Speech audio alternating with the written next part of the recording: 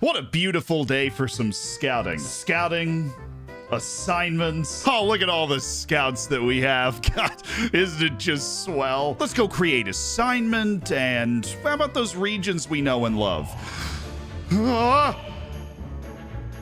Where did you come from? There are new words here, and it makes me uncomfortable.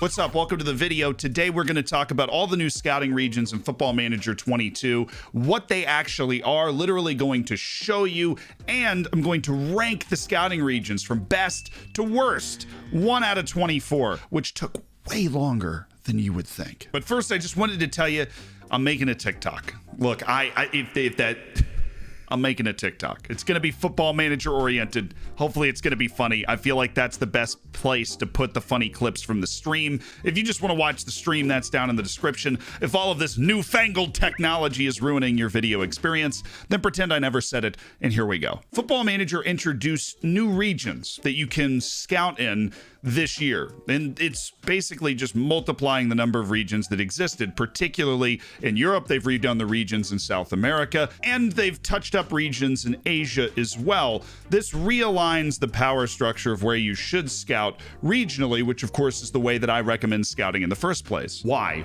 did they do this? Because when you actually go and assign your scout to a particular region, they accumulate knowledge about that region over here over time. And what I noticed, particularly in FM21 with my scouts that I had at Oriental Dragon, which was the save that we were doing then in Portugal, is that they were really not getting past this point. I mean, they weren't getting past 10 to 15% on the countries that are in their region, when in past years, I felt like it had been going faster. Even if it hadn't been going faster, we were getting more player recommendations. So as they changed the way that scouts gain knowledge of areas, the fact that some of these regions were really large, included 20, 30, maybe even 40 countries, that really weighs you down, because knowledge is calculated based off of the countries, right? So you have knowledge of this country, knowledge of that country. It's how many players you know there, how good you know that those players are in that location. So in order to compensate for this increased intensity in trying to gain the knowledge, inability to gain knowledge,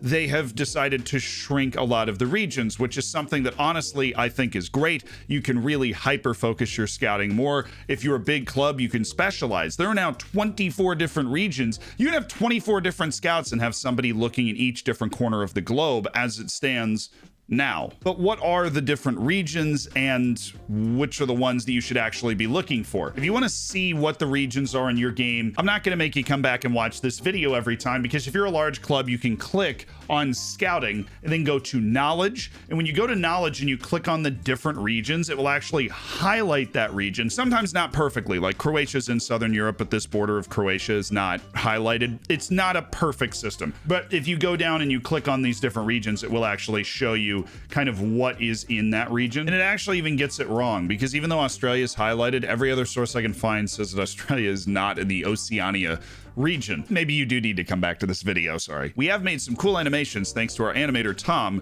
that's going to help really illustrate this for you as we rank the 24 regions, which we're going to do now because I don't want this video to be too outrageously long. But that's why they've created these new scouting regions. That's the logic behind it. Here's which ones you should look into. Starting at number 24, which is one that you will never need to scout ever. It is South Asia. Put it in the bin, throw it away, never think about it again. Number 23 is actually pretty neatly defined. This one didn't change. It's the Caribbean. I love the fact that Jamaica's getting good. Haiti and Trinidad and Tobago have both made World Cups. Curacao is getting better, if you didn't know. But in terms of Football Manager, it just doesn't have the leagues, it doesn't have the youth ratings to produce any quality. Then we go to Central Asia, which as you can see is right above South Asia. And while it does have the mighty White Wolves of Uzbekistan, who have nearly qualified for the World Cup a couple of times, by and large, it's an international ghost land, wasteland, completely useless when it comes to scouting. There are two more, in my opinion, that fit into this category, even though they are ranked higher. That would be number 21, Oceania. You've got New Zealand in there. No other country is got an even remote chance of producing a wonder kid. If you get a wonder kid from another country there, they probably came through the American youth ranks, and I still want you to send me a screenshot. New Zealand's a fringe World Cup level team that can produce one or two players in every save that are competent at a high level, but it's just not a place. It's super expensive to scout to. I mean, my goodness. And then to round out those that are outside the top, well, I guess this one's in the top 20. This is number 20. That's East Africa. It's got the advantage of having a lot of different countries in it, but it barely includes the lake regions. You don't even get Malawi. You don't get Mozambique. You just get Tanzania and Kenya and Ethiopia. You might hit a gold mine there. And there are a lot of countries that have aggressively not terrible youth ratings, but none of them are good. And that completes the tier of regions that are just completely useless when it comes to scouting. You should only scout them if you're a world power type club and you want to try and catch the one wonder kid that comes through there. On the next tier, we start with number 19. And this is a region that I have often recommended because of its affordability, particularly in one country, and that's the Middle East. Now, the Middle East hasn't necessarily proved as fruitful over the last two FMs, but Iran still has a lot of cheap talent and has a pretty good youth rating. So if you can get a scout over there, particularly in Iran, it's worth it. And it's not outside the realm of possibility of just scouting Iran, because Iraq, maybe. Everything else, they're either way too expensive or generally completely useless, except for very rare cases. That's how you end up behind number 18, which you can see here is Central America.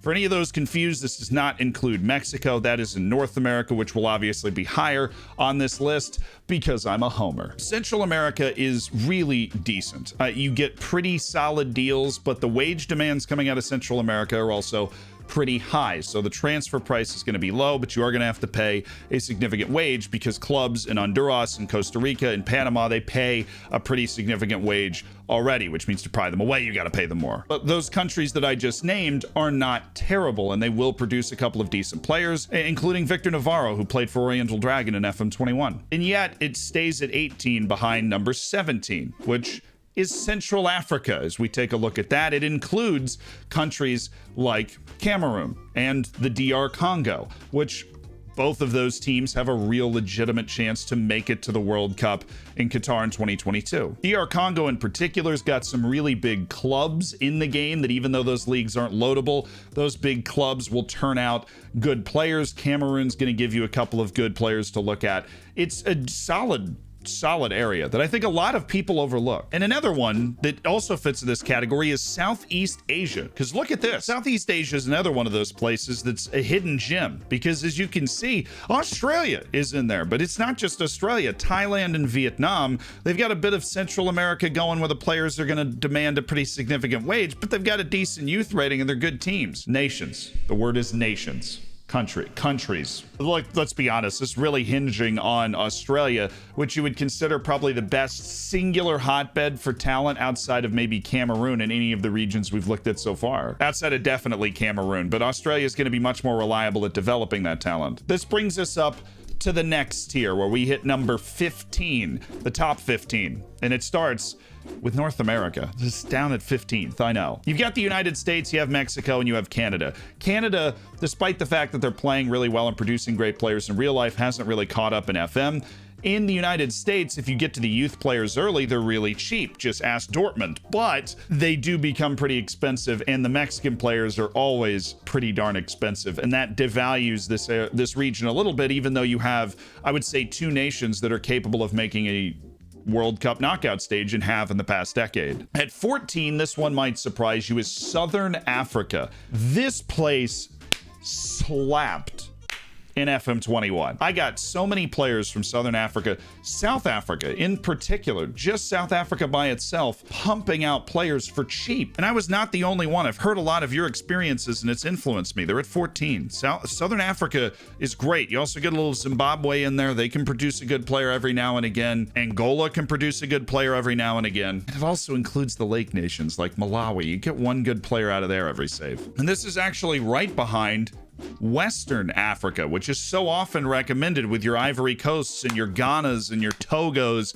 Burkina Faso, frickin' Benin even, Mali. I mean, so many good teams are in Western Africa. The issue is the league structure is low. You aren't able to get them in until they're 18, but they're very cheap. It's just decentralized and there are few people that are experts in it. And so Western Africa is a hard one to put too high, but this is the tier of regions that you're going to be wanting to scout, especially if you're in like France and all of these countries have a free pass and don't count as non-EU. That bumps West Africa way up. This is the sort of thing you need to think about. But in terms of raw output per price, it's 13. It is just behind Southeast Europe. I know what you're thinking. Come on.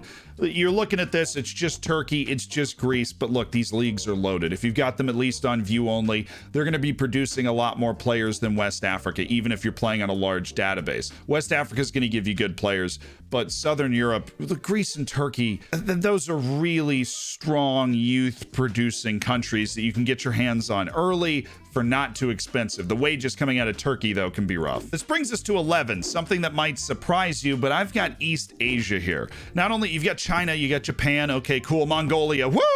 But when you look at this, South Korea might not stand out when you look at the map. South Korea, on multiple other simulations that I've seen and talked to people about, has won World Cups, which means there's something in the way the facilities are working in South Korea, the way the youth intakes are working in South Korea, that they are getting really good players, and they're not expensive. And you sprinkle in Japan and China that can give you a few world-class players every save. It's a darn good region, and they're going to be cheaper than they are in Southeast Europe by a mile. But they don't make the top 10. Eastern Europe makes the top 10. This may strike you as weird, but Eastern Europe has actually been shrunk down a lot. Included in that blob are Serbia, Bulgaria, Romania, and Hungary, though, which are 4 nations capable of producing cheap, talented players. Serbia in particular is a gold mine, and Romania does very well in Football Manager too. They can get into the EU. Some of these nations, I believe, already are. Nations like Serbia usually get in pretty soon after, so top 10 indeed. Let's swing it down for number 9. We actually go to North Africa, a region that you probably didn't expect to be this high on this list. It's the last non-European or South American region to appear on the list, which means it's the best. And that's because Egypt's got a criggity cracked youth rating. That's the best way I can describe it. Egypt's youth rating is fantastic, right? They're producing excellent players. They're not alone. Algeria, Morocco, even Tunisia, they're throwing out talented players because those are good national teams. And they've got some of the biggest clubs in Africa. Al Ahly in Egypt. You have Raja Casablanca in Morocco. These clubs have good facilities. There's even an academy in Morocco named after the king. It's like Mohammed VII or something. They're just running good facilities and squeezing the talent out of these talented players. They're not expensive. They're there for the taking, and you can usually find them before other big clubs do. But they don't have enough firepower to catch the last at this tier, this like middling, you should probably scout at good players will come from here tier. At the 8th spot is Northeastern Europe, which is Russia, Ukraine, and the assembled provinces around them. Now, I love Belarus. They're in here, but Russia and Ukraine produce really high quality players consistently on every FM. They have the facilities and clubs to develop them. You're going to be finding banging players in Northeastern Europe, but you're going to have to bring your pocketbook. And so this is not a region you necessarily should scout if you don't have a ton of money to make acquisitions. But if you're a big club and you're not scouting Northeastern Europe, you're wasting your time. Belarus is going to hit you with one wonder kid. Ukraine and Russia are going to hit you with like 10 throughout the course of a save. Well, let's get to the next tier, which is the almost world-class to scout tier. And we're going to trigger some people, but we're not going to get there yet because number 7 is Northern Europe. This is Scandinavia, as you can see. Scandinavia is fabulous. You've got incredible clubs and facilities that are great at developing youth players. You've got nations like Norway, even Finland, Sweden, Denmark, Iceland that can produce really talented players. And considering they're all EU nations that have excellent standards for everything, they're cheap, really cheap. I've always recommended Scandinavia as one of your best bargain regions. But number 6 is the UK and Ireland. And there is one really severe reason for this. The UK's youth rating isn't fabulous. It's in the 130s, which for reference, Brazil is 160. It's out of 200. And it's so freaking hard to buy people from England. And you're just not going to be signing a ton of Scots or Irish people to make up for that, to drag it up to that sheer world-class region tier. So UK and Ireland is 6th because going in to get those good English players is going to cost you an organ on the black market. Really. Not actually. This is a video game where YouTube tries to censor it. But this all brings us to the top tier of the scouting nations. And we start with number 5, Southern Europe, which previously was very confusingly like what Southeastern Europe is now, right? Where it's Greece and Turkey. No, not anymore. This is Italy. This is Croatia, Slovenia. Okay, well, the first two were heavy hitters. But Bosnia and Herzegovina is here too. But really is a region that has Italy and Croatia in it, not going to be considered world-class. Where Croatia, you're getting bargain talents. In Italy, you're getting some of the best talents in the world for cheaper than you could in England. Sign me up. But all of this pales in comparison to number 4, and this is where I'm expecting a lot of debate to be had, because we're going to South America North. It's not the northern half of South America, right? It's this region that just wraps around this block that is Brazil. But it is number 4, because if you have watched any scouting video I have ever made telling you where to look for players, Colombia has come up. Not just Colombia, Peru has likely come up. They are some of the highest youth rating countries with excellent developmental mechanics that also have incredible bargain prices on their players. Ecuador, Venezuela, Bolivia. I've seen world-class players come out of all of these places. They cost absolutely nothing, and they're right there for the taking, and it's all in the same region. I would consider Venezuela and Bolivia added together equal to Ecuador. You add Ecuador together with that, and you end up with a Peru. You add all of it together, and then you end up with something like Colombia. I mean, this is maybe my favorite region in terms of the hidden gem if you're just starting to play the game. South America North doesn't have the world-class firepower, but will have dozens of world-class players coming out of it over the course of a save, all for under 10 million. But because it doesn't have that firepower, it's not number 3. Number 3 is a new fun group called Central Europe. Central Europe is nuts. I mean, everybody on this top tier is nuts, including South America North. But we're talking Germany, Poland, Holland, Belgium, Switzerland, Czechia. I mean, this is an incredible region for bargain talent.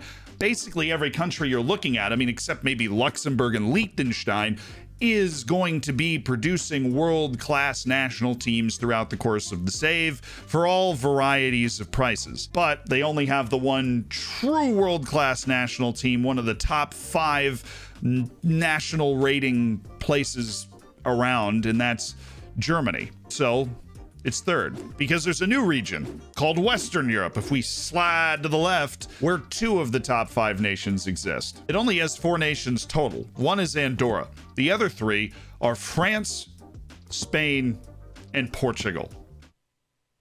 That's an okay region, but it's not number 1. For number 1, we've got to leave the Eastern Hemisphere and skedaddle down to the countries you were probably wondering when they would show up, and that is South America South. South America South has probably the 2 best talent producing nations on the planet. Certainly 2 of the top 5, and includes 2 that I would also put inside the top 15. You have Brazil, obviously. You have Argentina, obviously. But you also have Chile.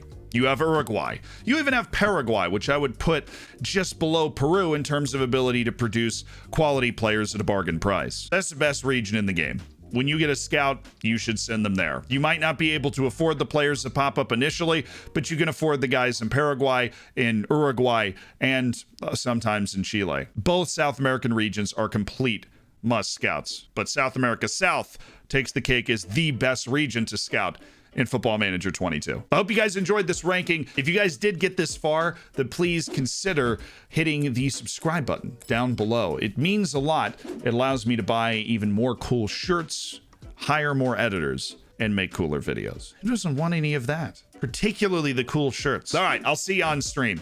These rankings are canon. They can never change.